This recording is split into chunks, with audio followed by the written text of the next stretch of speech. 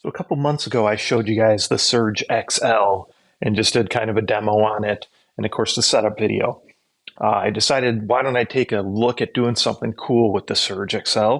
I've done it before with like Splatrball and unlocks, and you can actually end up doing some pretty cool custom mods, at least cosmetic mods. When it comes to performance, that's a little different. We'll see here if it is possible to stretch the spring. That might be something that we can do, or put a bigger spring in even. But this is the inside of the Surge XL. So I've just removed all the screws. So there's quite a few screws, but they're just screws. They're not Allen screws. So just use a Phillips screwdriver. I always make sure I keep everything in a little container so I don't lose it. So you got all these other pieces here that pop off.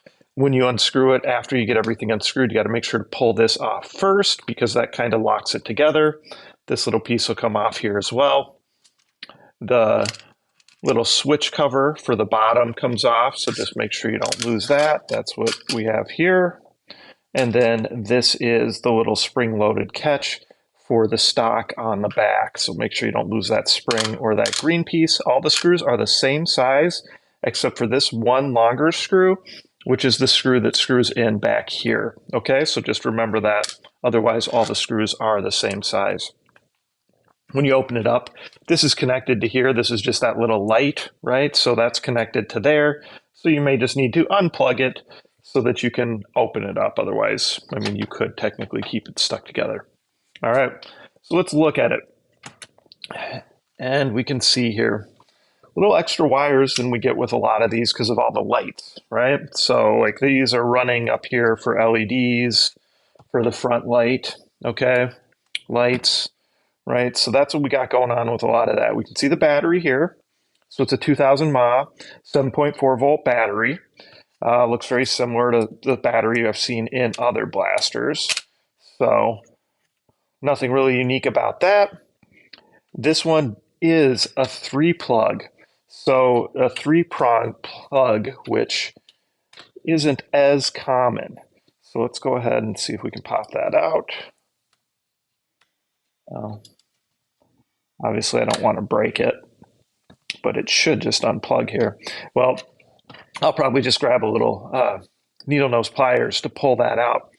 So I planned on going to a different type of battery because I was going to reroute the battery because I plan on putting a buffer tube on here. I found a tube, a stock adapter that was actually made for Nerf stocks, and I'm going to be able to modify it so that it works with a threaded buffer tube. And my plan was to reroute the battery into the threaded buffer tube so that you can actually change the battery instead of just always charging the battery in the blaster.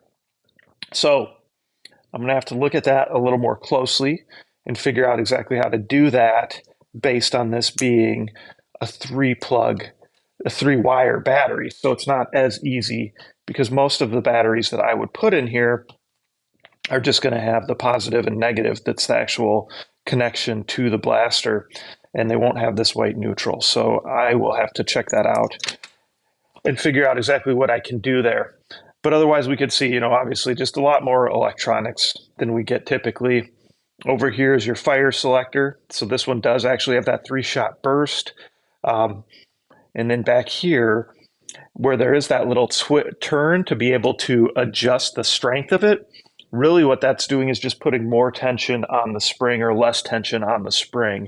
So if you see this right here where you can go ahead and turn it with their little special tool, that's all that's doing for you there. And you can see the spring. So this is just a screw, basically. There's probably a plate on the end.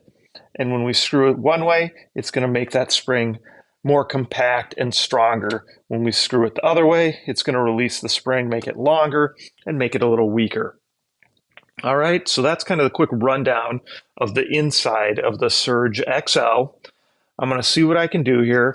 This is a little concerning now because I was hoping to reroute the battery, and I'm sure it's still capable, but there's just a lot more going on in here than I'm typically used to when it comes to gel ball blasters. Now, a lot of it is lights, but I don't want to necessarily, I don't mind disabling the lights, but I just want to make sure that I can figure out how to go to a different battery.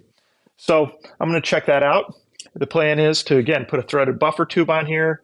Probably, I've got some ideas for some top rails, maybe remove this piece. I'm not sure how that'll look, but that was kind of my plan. And then probably go ahead and take this, shave the top off so it's flat and you can have a nice rail up here as well.